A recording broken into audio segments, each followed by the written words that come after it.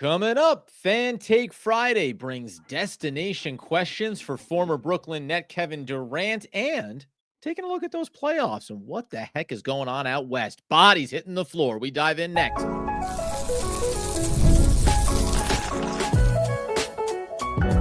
You are Locked On Nets, your daily Brooklyn Nets podcast. Part of the Locked On Podcast Network, your team every day.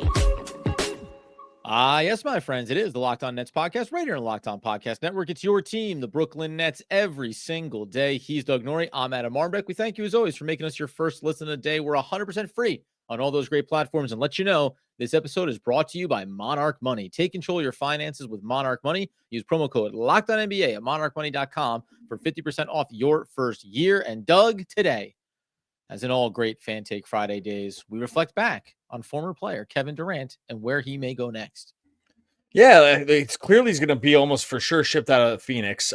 Such a weird career for this guy. Like, I just don't know where he's going to land on this hierarchy of like great players, because he's obviously like one of the all-time greats, but he's going to be on like his like billionth team with billionth coach over the course of his career, and like the last few stops have sort of ended in epic disaster, and it's hard to blame him at all because he seemingly has been amazing at all those stops, but he's just like kind of just hitched his wagon to the wrong stars, or things have just at some point, it's like at some point it can't have kept going bad at every stop, and like it's not your fault. But when you look at the stats in his play and kind of like how he goes about it, it's like you can't make the case. Anyway, where he lands in the offseason, I think there's a couple clear like obvious places, even though they've been sort of poo-pooed. The one would be if the Rockets lose in this first round to the Warriors and like, hey, we just don't have the horses, like this is just not the team, and they need to flip those Suns picks, like one of them back to Phoenix and a player, and get Durant and like really have a championship team. But that's also been kind of downplayed a little bit. So I mean, that's like the obvious one. I've seen like Knicks get thrown out. It's hard to see that one really come into any fruition. I guess there's a few other. OKC, going back to OKC would be interesting if like they don't win it all. Like, does Presti just kind of push his that'd be a nice little cap off, right? Little full circle for him there as well. That would be the one thing where it's like, maybe the legacy gets really etched if he's like goes there and finishes it off. And so after kind of leaving them at the altar, but it is going to be fascinating because he's still got tons of gas in the tank. You would think like the numbers were, I'm just double checking the numbers here, but like pretty sure they were like kind of still awesome. Okay, he's just still awesome. I knew this. I just wanted to like minutes, 53% from the field, 43 from beyond the arc this season. 43% from beyond the arc this season on 6 attempts per game. Yeah, he's averaging 27 points a game. Like, he's still phenomenal. And that's where I think, what's funny about it?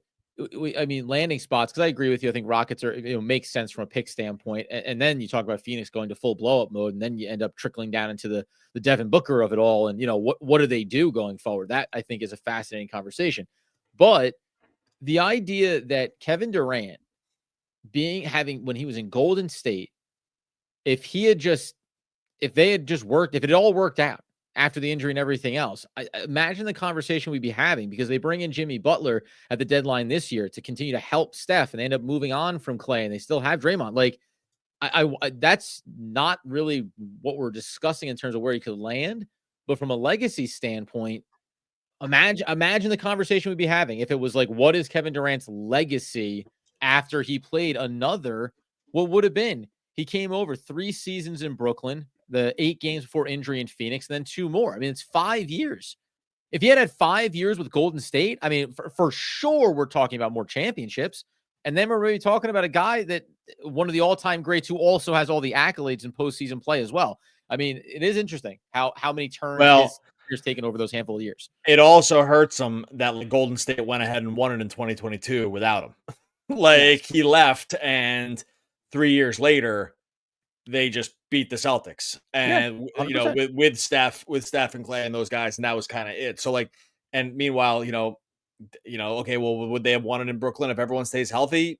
Sure, but that just didn't happen, And so, did it get anywhere close in Phoenix after demanding he go there? Not even close. It's been just total. I mean, this year was a complete disaster. They were better with him on the court. They still lost the minutes. The rest of the roster was a mess. Like the Beal thing, he was awful.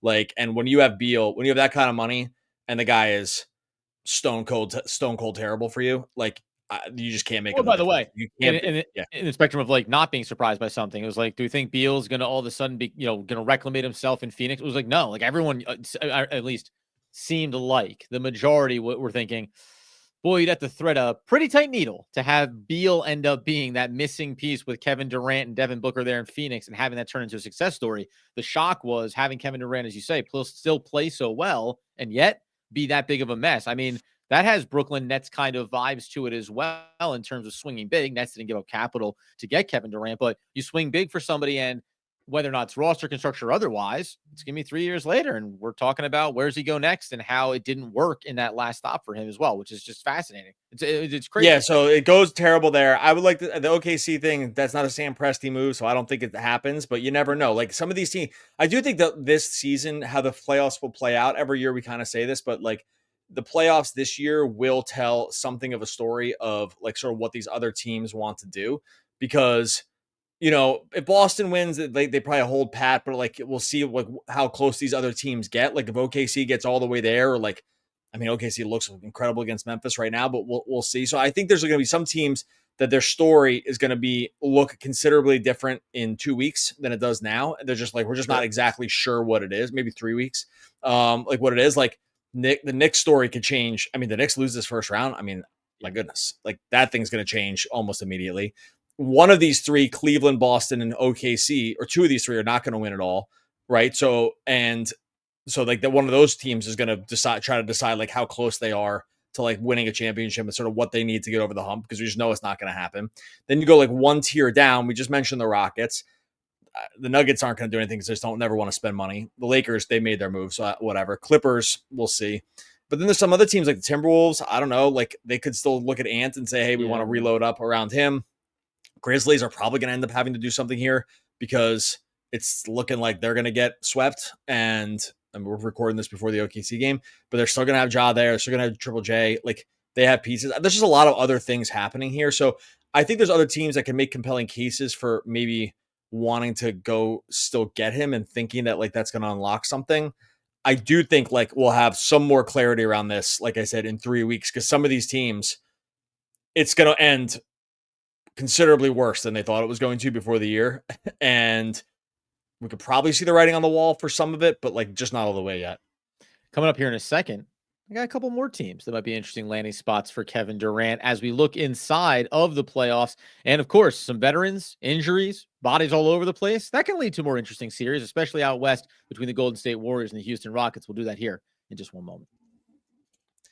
All right, before we get to that, tell your friends over at Monarch Money. You ever check that bank account and wonder, where'd all my money go? Doing dining out, you got online shopping, you got entertainment. It's easy to lose track of this money, especially these days when that's where Monarch Money comes in. It's your personal CFO. It gives you visibility and control over your finances. It's just not a budgeting app either, folks. It's a complete financial command center. You track all your accounts, your investments, your spending all in one place. You just stop just managing your money. Start building wealth. You start using Monarch Money. You're gonna see how much you spend on food delivery. You budget smarter, save more. You're not gonna have to juggle multiple apps either. You can check your finances, track spending, and even your long-term goals. Take control of your finances with Monarch Money. Use code LOCKEDONNBA at monarchmoney.com for 50% off your first year. That's monarchmoney.com, code LOCKEDONNBA for half off your first year. Monarchmoney.com, code LOCKEDONNBA. All right, so as we continue today's Locked On Nets episode, talking about landing spots in the offseason, we've obviously had discussions about other superstars and whether or not we think the Nets would pursue them. We tend to fall on the side of not, but certainly when names like Kevin Durant get brought up, it's curious how it'll impact the landscape. A team that right now that's in the playoffs and controlling their series and is going to move on, but might not be considered at the Boston Celtics or potentially the Cleveland Cavaliers level. The Pacers to me would be a fascinating team to watch for Kevin Durant, because I think they've been quietly better than maybe people have given them recognition over the course of this year. But you beat up on a Bucks team that's been kind of a mess. You turn around, if they lose 4-1 in their next round series, whatever the case may be in that matchup, to your point, it's not a need to make a pivot move if you go to the seventh game and a bounce of a ball. That could also be the reason why you want to go get Kevin Durant, because you think it puts you over the hump. But for some reason, a team like the Pacers jumps out to me as being an interesting spot that like would feel somewhat Kevin Durantian to end up somewhere that is not on the radar when you think of some of these major teams like the Knicks and even some ones out west. Yeah, I just always worry about these teams where I just know they don't really want to spend too much. And Yeah. Indiana is just like definitely one of them because it's just so hard to push a lot of chips in around stuff like this because they're just never going to like spend their way out of it. And it's harder with the new CBA to do that for sure. But they just And I like wonder these what the teams cost is like, too, yeah. right? Like it's an Well, expiring that's an contract for interesting Kevin thing Durant too. next Like I'm season. just not sure. Yeah, what does it take to get Yeah. Kevin Durant at this point with that still $54 million and it's expiring? So it could end up being a 1-year rental kind of thing, no matter what you have to give to get him.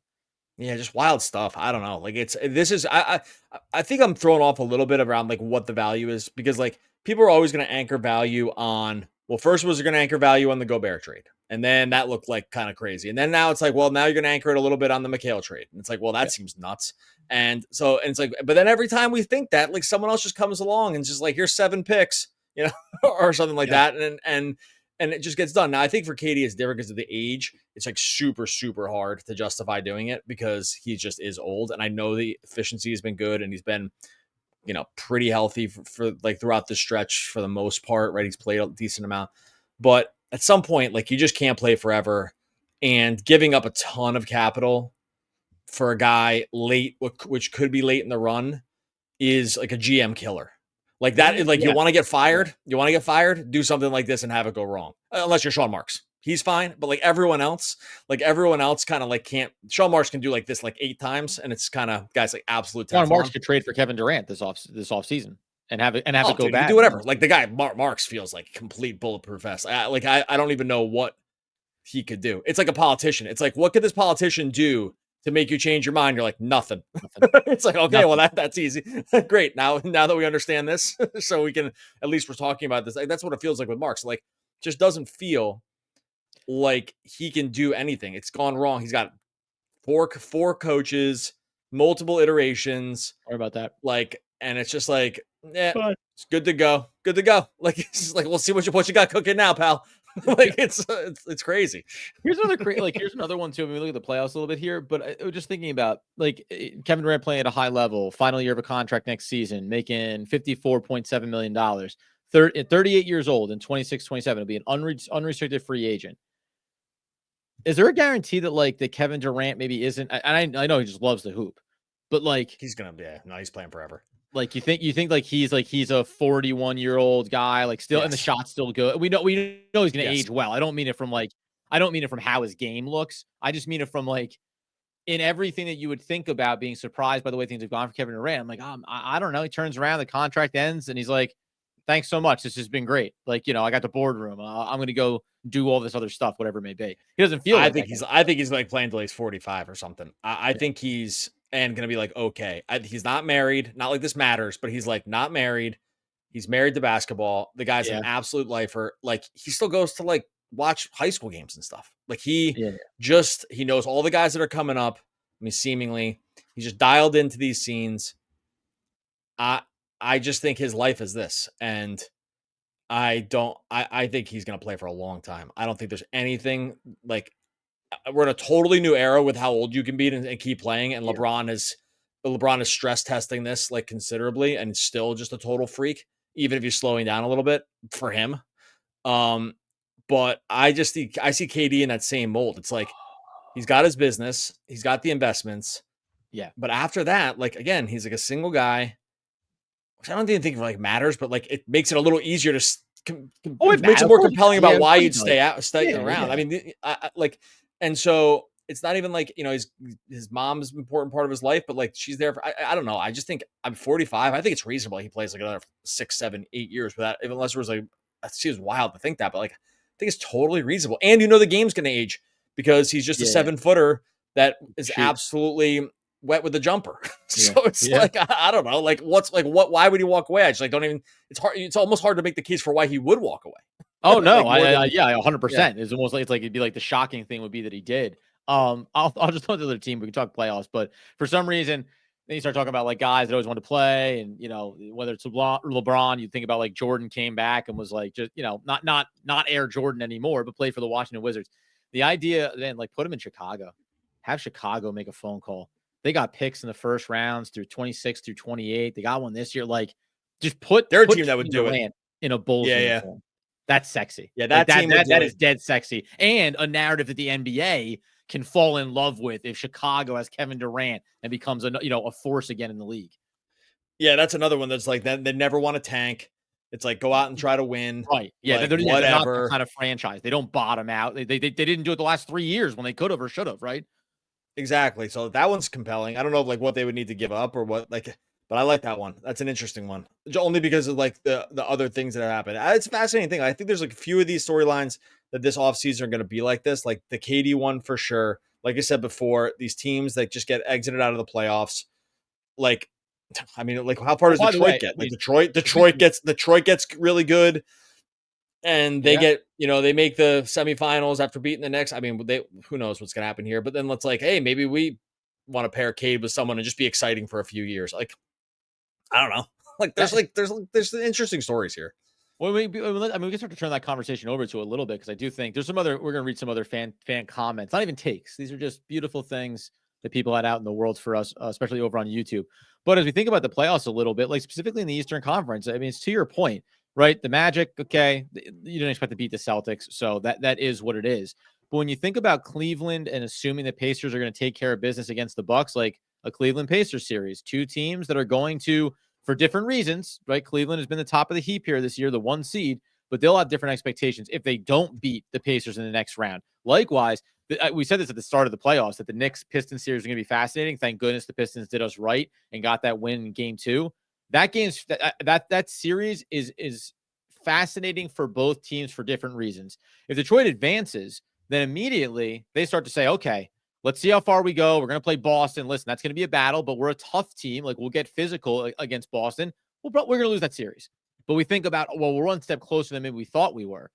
Even if they lose, they still feel like they want to double down and try to build up on it. The Knicks, a loss in that first round is going to be a pretty big blow to whatever agenda they thought they were building. Like to be a 3 seed, not make it out of the first round. And I'll be honest with you too, with the way they've played so far, it's not even a knock on the Pistons. If the Knicks come back and end up winning this game series 4-2, and they go on to play Boston and get throttled by Boston, it's still going to be the same thing. Like the Knicks have to prove something.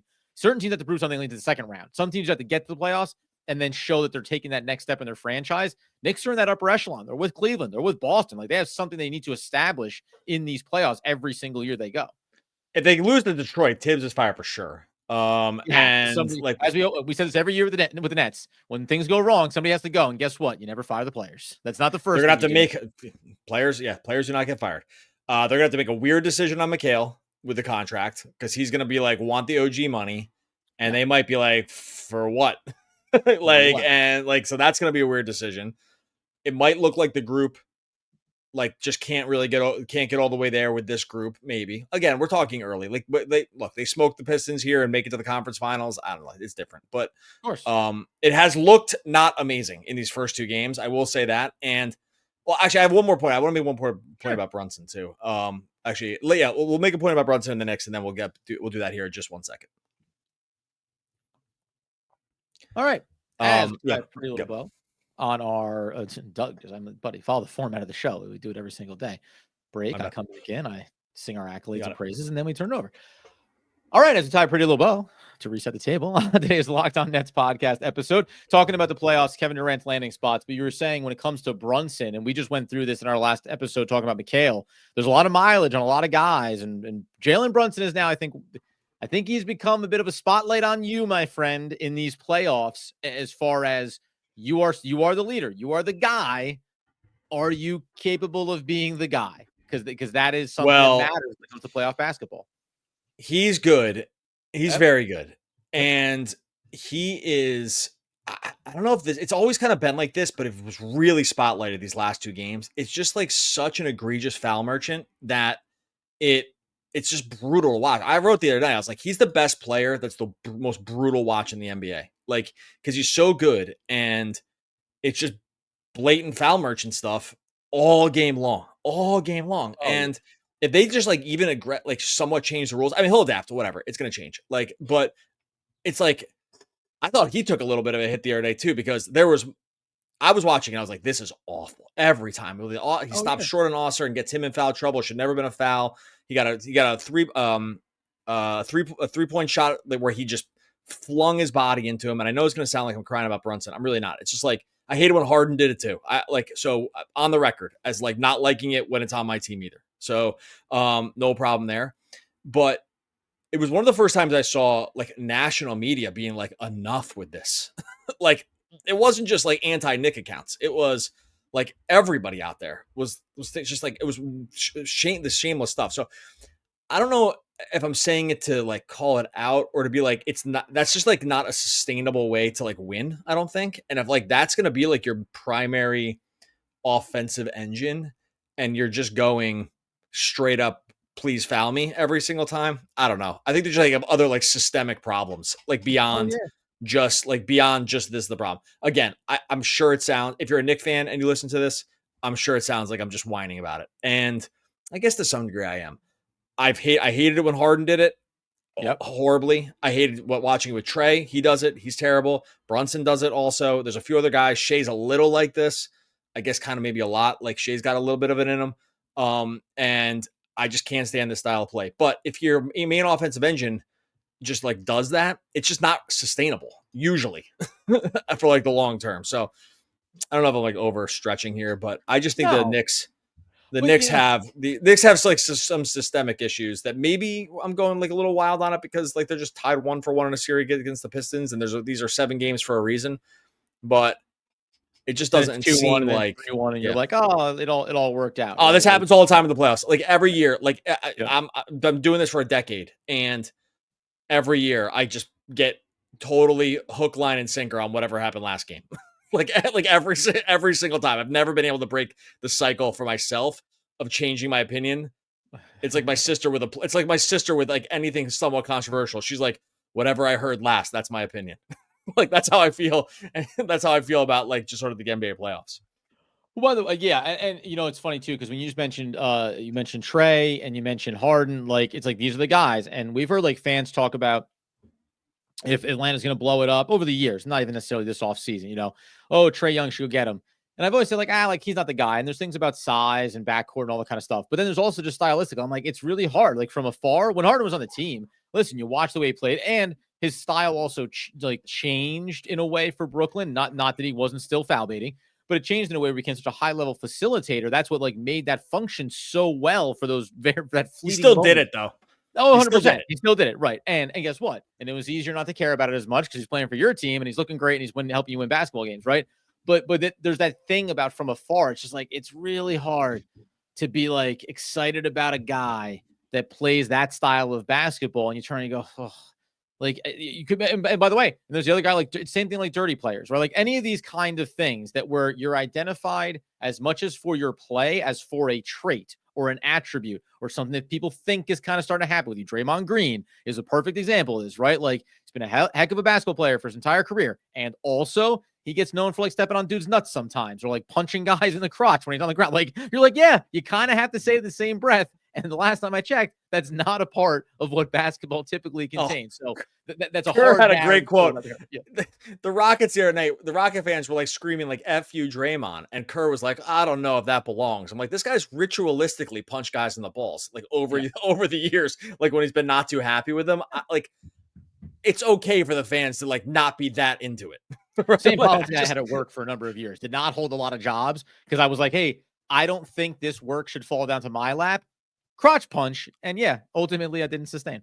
I mean, it's just like totally brutal. Yeah, and there is a list of players. By the way, another guy that falls into that for me that's just like he's so amazing, and I wish this just wasn't part of it is Embiid.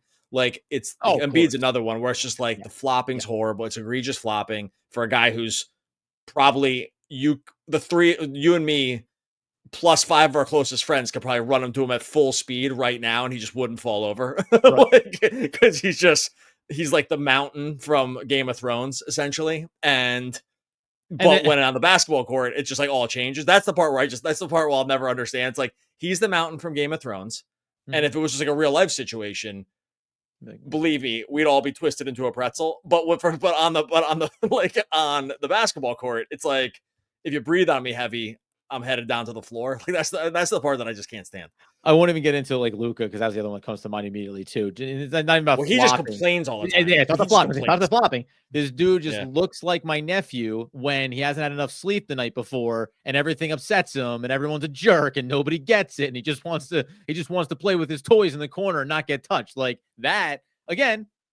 We've said this before. Luke was one of the few guys we said, we'd trade everything for him to get him on our team. But that part of it, man, he has such a baby face look to him. And then when he starts that complaining, it can be pretty brutal. I wanted to end. Let's get. I'm enjoying this, but let's list more incredible elite talents that we don't like around the NBA. It But sounds so whiny. I'm aware, but I'm acutely aware that this sounds very whiny because the Nets, the opposite of love is and hate, it's indifference. It's like the Nets don't even have someone that other fans even care. It's like that great thing of like the Don Draper with the ad guy, and he's like, "I feel sorry for you," and Don Draper's like, "I don't even think about you," like, which is like one of the most brutal cutdowns like in the history of television, and that's what's happening here. It's like, oh, you're listing all the guys you don't like. We don't care about anybody on the Nets. It's like, and it was considerably worse, by the way.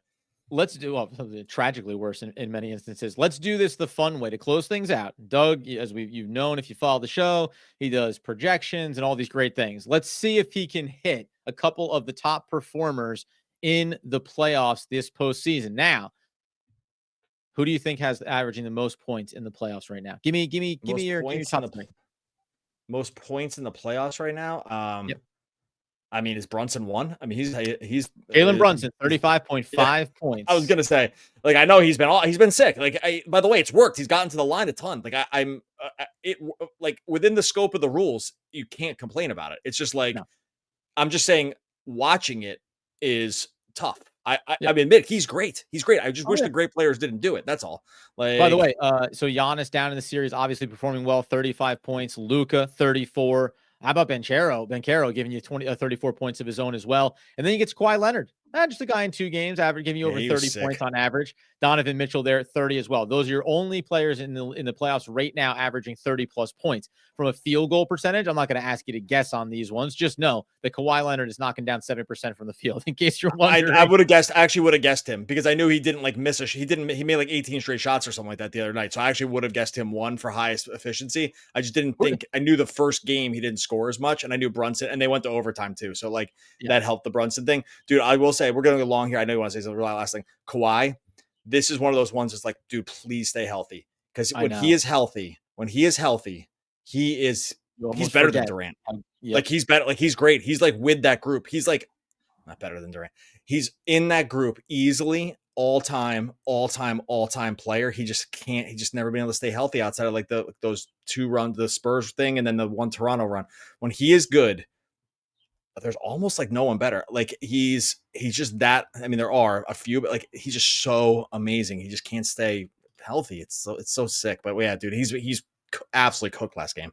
Oh, 100%. Through just these 2 games, I was going to say it's Jalen Williams for OKC, 57.1%, 3rd highest field goal percentage in these playoffs. Last but not least, just because I think it's fun, there are only 2 players that are averaging double digits in assists through these first 2 games. Do you know who they are? Is Jokic one? He's one of them, but he's number 2, averaging 11 through 2 games. Is it Halliburton? Boom! Averaging 12 over the first 2 games of the playoff series. Tyrese Halliburton. Come on. Stop it. Stop. I mean, he knows he needs. I'm like that scene in Good Will Hunting where he's like, he just holds up the math thing. He's like, you know how easy this is for me? This is a joke. He's like, it's like, and I hate to sit around here and watch you fumble around and F it up all the time. That is one of the brilliant movie scenes, and then simultaneously like one of those you can feel the angst of a real life situation where someone's like, hey, dummy, and you're like, oh, to the core of a man. Good Lord. I quote that all. Adam knows my wife. Every time I do something and I say that to her. I said, yeah, and like if I help her with something, I was like, you know how easy this is for me, and I gotta sit here and watch you fumble around and F it up. This is a joke. And God bless Doug's wife every single time for just loving him for who he is and not really, but frankly, probably not even listening at that point. But cooking a chicken and stuff like that. Yeah. All right. With that note, good episode. We'll get out of here. Make sure you subscribe to Locked On Nets. Make sure you subscribe to Locked On Nets over on YouTube. Make sure you subscribe to Locked On Nets wherever you listen to podcasts. I have 2 quotes. I think you have one, but I have 2 fan quotes in here. But I don't know if you want to do a quote. You go ahead and rip it. One, oh, by the way, J-Man J was the Kevin Durant original question. I don't know if you end up saying him. So that's one of the all-time great posts for that question. Appreciate you guys for the online moral support throughout the season. That's Matt Freeman, 2082. We appreciate you, pal. And then Edward Caffrey, 22. Yeah. Could you please create a video of your closing quotes? I would love to do that. I'll pay someone $100 if they do it. Or I actually say, if there's a fan out there, not you, Adam. I think is that my actually, no, Adam, I'll pay you. I'll pay you $100. I'll pay you $100. Money. What's the problem? Might go higher. Okay. Some of the all-time great posts. We'll be back again tomorrow talking more Brooklyn Nets basketball. Basketball. I forgot to hit the thing. Hold on a second. Everybody stick with me here. Here we go. There we go. Okay, see you. Bye. Basketball. Yeah.